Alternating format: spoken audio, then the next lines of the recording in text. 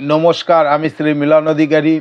অনেক বাড়িতে দেখা যায় যে তাদের সন্তানরা পড়াশোনায় অমনস্ক এবং পড়তে বসলে নানান রকম সমস্যা হয়, কি পড়ায় মনে থাকে না এবং পড়তে গেলে এই পেন কামড়ায়, কখনো খেলা করে, কিছু কোনো রকমভাবে মনে রাখতে পারছে না।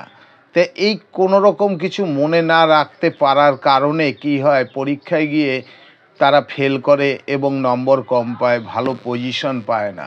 তাই এই রকম যদি কোনো বাড়িতে থেকে থাকে, কি আপনার সন্তানটি থেকে থাকে, তাহলে আপনি কি করবেন?